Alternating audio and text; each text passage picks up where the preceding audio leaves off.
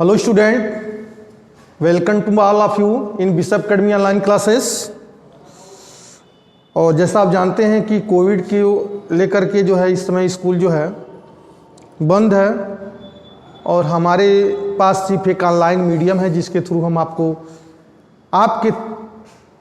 आपके पास हम ऑनलाइन माध्यम के द्वारा ही हम जो है पढ़ा सकते हैं, अपनी जो है एजुकेशन प्रोवाइड करा सकते हैं। तो हम आपको लास्ट चैप्टर में मतलब जो हम पढ़ा रहे थे उसमें कार्बन एंड इट्स कंपाउंड का लास्ट टॉपिक चल रहा था और वह पॉइंट कौन सा था? नोमेनक्लेचर, जहाँ तक मुझे याद है। और नोमेनक्लेचर का पॉइंट हमने आपको पढ़ा रहा था और काफ़ी हद तक हमने नोमेनक्लेचर आपको बताया भी। आईपीसी नेमिंग कैसे करते हैं बेटा, एल्केन का बताया, एल्किन का बताया, एल्काइन का बताया, साइक्लिक हाइड्रोकार्बन भी के बारे में भी डिस्कस किया। और कोर्स में आपके फंक्शनल ग्रुप नहीं था, इसलिए फंक्शनल ग्रुप को हमने वहाँ से छोड़ दिया। लेकिन फिर भी एक बार और मैं आपको रिमाइंड कर देना चाहता हूँ, उस नोमेनक्लेचर में एल्केन, एल्किन, एल्काइन और प्लस साइक्लो हाइड्रोकार्बन, इन तीनों का जो है एक बार और मैं एक्सप्लेन यहाँ पे कर दे रहा हूँ। इसके बाद नेक्स्ट वीडियो में हम नए चैप्टर पढ़ाएंगे, पीरियाडिक क्लासिफिकेशन, मतलब पीरियाडिक टेबल पढ़ाएंगे। क्लियर है? देखिए, हाइड्रोकार्बन के बारे में हमने बताया था कि हाइड्रोकार्बन जो है 3 टाइप के हैं। कौन कौन है? इस हाइड्रोकार्बन को 3 पार्ट में हमने डिवाइड किया था। Alkane, alkene and alkyne. Alkane, alkene and alkyne. Alkane के लिए जनरल फार्मूला हमने लिखा था यहाँ पे। एल्केन के लिए जनरल फार्मूला था हमारे पास CnH2n+2। एल्केन का जनरल फार्मूला CnH2n+2। एल्किन का जनरल फार्मूला हमने क्या बताया था आपको कि CnH2n। और थर्ड हमने बताया था एल्काइन के लिए जनरल फार्मूला CnH2n-2। ये 3 टाइप के फार्मूले पे डिस्कस हमने किया था।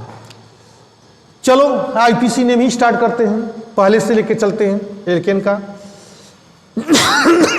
एल्केन में यन क्या है बेटा? तो यन ये बताता है कि number of the carbon atom. कहां का कार्बन एटम? तो 1 molecule, number of carbon atom of the 1 molecules of the alkane. 1 molecules of the alkane. यन यह बता रहा है कि एल्केन के एक मॉलिक्यूल में कार्बन के कितने एटम हैं। तो एल्किन में क्या है? एल्किन में भी एक चीज है कि यन यह बता रहा है कि एल्किन के एक मॉलिक्यूल में कार्बन के कितने एटम हैं। ठीक ऐसे ही एल्काइन के केस में भी यन उसी को बता रहा है कि एल्काइन कि एक मॉलिक्यूल में कार्बन के कितने एटम हैं। तो एल्केन को लेके चलते हैं पहले कि if n equal to direct फार्मूले के हिसाब से रखते हैं 4। तो 4 रखेंगे तो फार्मूला क्या बन के आएगा? C4H10 फार्मूला ही बनेगा ना, C4H10। और C4H10 को हम एक्सपेंडेड फॉर्म में लिखेंगे, एक्सपेंड कर दे रहे हैं। 1 carbon, 2 carbon, 3 carbon, 4 carbon, 10 hydrogen इसके साथ दिख रहे हैं। 4 कार्बन तो अरेंजमेंट हो गया, 10 हाइड्रोजन है। अब एक हर कार्बन टेट्रावैलेंसी दिखा रहा है 1 2 3 4 1 2 3 4 1 2 3 4 1 2 3 4 टेट्रावैलेंसी है। हाइड्रोजन 10 जुड़े हुए हैं। देखो कितनी वैलेंसी इसकी खाली दिख रही है, इसमें 3 वैलेंसी खाली दिख रही है, इसमें 2, यहाँ पे भी 2, यहाँ पे 3। एक हाइड्रोजन को हमने यहाँ जोड़ा, दूसरे को यहाँ जोड़ा, तीसरे को यहाँ जोड़ा, चौथे को हमने यहाँ जोड़ा, 5वें को हमने यहाँ जोड़ा, 6वें को यहाँ जोड़ा, 7वें को हमने यहाँ जोड़ा, 8वें को हमने यहाँ पे जोड़ा, 9वें को हमने यहाँ पे जोड़ा, 10वें को हमने यहाँ जोड़ दिया। हर कार्बन ऑक्टेट कंप्लीट कर रहा है। कैसे? 2 2 4 2 6 2 8, ये भी 2 2 4 2 6 2 8, ये भी ऑक्टेट है। 2 2 4 2 6 2 8। यहाँ देखिए यह कार्बन भी 2 2 4 2 6 2 8। 2 डॉट रिप्रेजेंट 1 शॉर्ट लाइन, मतलब single covalent bond. Covalent bond क्यों बेटा? क्योंकि कार्बन भी नॉन मेटल है और हाइड्रोजन भी नॉन मेटल है। जब दोनों नॉन मेटल होते तो बॉन्ड जो बनता है कोवैलेंट बॉन्ड बनता है। और इसको जब हम कॉमन नेम में पढ़ेंगे, शॉर्ट फॉर्म लिख रहे हैं CN, तो meth eth prop but, meth eth prop but. तो ब्यूट तो हमने लिख ही दिया 4 कार्बन के लिए। अब प्लस एल्केन है। कैसे एल्केन है? सब में सिंगल कोवैलेंट बॉन्ड है। जब सब में सिंगल कोवैलेंट बॉन्ड है तो एल्केन का लास्ट डिजिट जोड़ दो तुम, ANE, यहां पे रखो but plus n equal to butane. तो यह ब्यूटेन जो लिखेंगे यह हमारा IPC नेम होगा बेटा। तो कॉमन नेम क्या हो जाएगा? कॉमन नेम के लिए लिखते हैं यन ब्यूटेन। यन ब्यूटेन मतलब नॉर्मल ब्यूटेन। यन ब्यूटेन का मतलब हो जाएगा यहाँ पे नॉर्मल ब्यूटेन। IPC मतलब ब्यूटेन। एक स्ट्रक्चर हमारा यह बन गया। क्या इसको हम मॉडिफाइड भी कर सकते हैं स्ट्रक्चर को? तो आंसर है हाँ, इस स्ट्रक्चर को मॉडिफाइड भी कर सकते हैं। कैसे कर सकते हैं? जो यह पोर्शन हमको दिख रहा है वह पोर्शन या तो यहाँ जोड़ दें, इस पोर्शन को हम यहाँ जोड़ दें, तो स्ट्रक्चर कैसा बन जाएगा? CH3। इसको सिंप्लीफाइड कर दो, CH3 CH CH3 CH3। हमने इस टर्म को लाकर के इसके साथ जोड़ दिया। अभी भी देखो कार्बन हाइड्रोजन उतने ही हैं जिसमें उतने हैं, जितने कार्बन हाइड्रोजन इतने हैं उसमें कार्बन हाइड्रोजन इसमें भी हैं। 1 2 3 4 5 6 7 8 9 10, यहाँ भी देखो 3 1 4 3 7 3 10। इसको क्या बोलेंगे हम IPC में? IPC में क्या बोलेंगे? लॉन्गेस्ट हाइड्रोकार्बन का चयन यह है। जब लॉन्गेस्ट हाइड्रोकार्बन का चयन यह मिल रहा है तो पैरेंटल हाइड्रोकार्बन हो जाएगा। 1 कार्बन 2 कार्बन 3 कार्बन। दूसरे पे मेथिल ग्रुप जुड़ा हुआ है। यह एल्किल है और एल्किल में कौन सा है? तो 1 कार्बन है तो इसको मेथिल बोलते हैं। क्या बोलते हैं इसको हम? मेथिल। तो जब तो एक लॉन्गेस्ट हाइड्रोकार्बन का चयन यह है, तो 2 मेथिल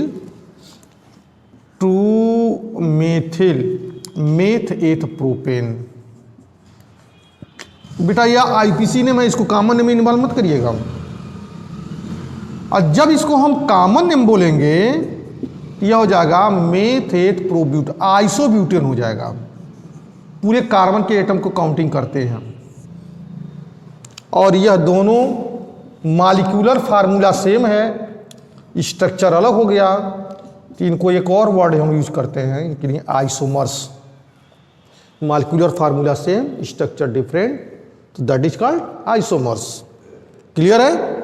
तो एक हमने एल्केन का आपको एग्जाम्पल दे दिया, एक एल्किन का दे दे रहे हैं थोड़ा सा, एक एल्किन का और एक एल्काइन का। ठीक है?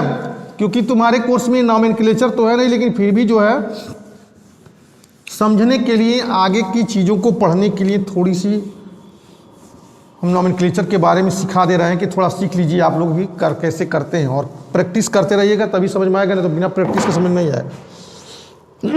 एल्किन में देखिए CN का, यन की वैल्यू क्या मान लें हम? यन की वैल्यू मान लें हम 3।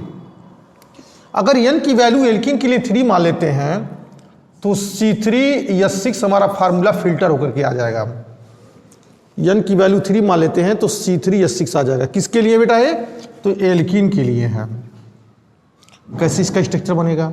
तो पहले 3 कार्बन है तो 3 कार्बन को डायरेक्ट अटैचमेंट कर दो, और हर कार्बन टेट्रा वैलेंसी है तो 2 2 4, 2, एक 3, एक 4 हो जाएगा। 1 2 3 4 6 हाइड्रोजन है। देखो यहाँ 2 वैलेंसी कार्बन की खाली दिख रही है, एक हाइड्रोजन यहाँ लगा दो, एक हाइड्रोजन यहाँ लगा दो। यहाँ एक कार्बन की वैलेंसी खाली, एक हाइड्रोजन यहाँ लगा दो। यहाँ भी खाली, एक हाइड्रोजन यहाँ लगा दो, एक हाइड्रोजन यहाँ लगा दो, एक हाइड्रोजन यहाँ लगा दो। क्लियर है? यहाँ पे देखो 2 dot represent 4 dot represent 2 short line, 2 dot represent 1 short line, तो 4 डॉट रिप्रेजेंट 2 शॉर्ट लाइन। सब बॉन्ड से जुड़ जाएगा, ये सब ऑक्टेट हैं, कोई ऐसा नहीं ऑक्टेट नहीं है। इस कार्बन को देखो ना ऑक्टेट है कैसे, 2 2 4 2 6 2 8, ये भी कार्बन ऑक्टेट है। 2 2 4 2 6 2 8, ये भी कार्बन ऑक्टेट है। 2 2 4 2 6 2 8।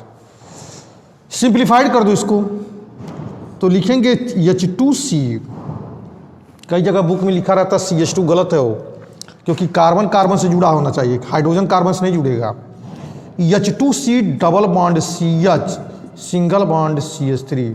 डबल बॉन्ड जहाँ से होगा काउंटिंग वहीं से शुरू करेंगे, स्टार्टिंग वहीं से शुरू करेंगे। पीआरटी उसी को देते हैं 1 2 3। तो मेथेथ प्रोप, प्रोप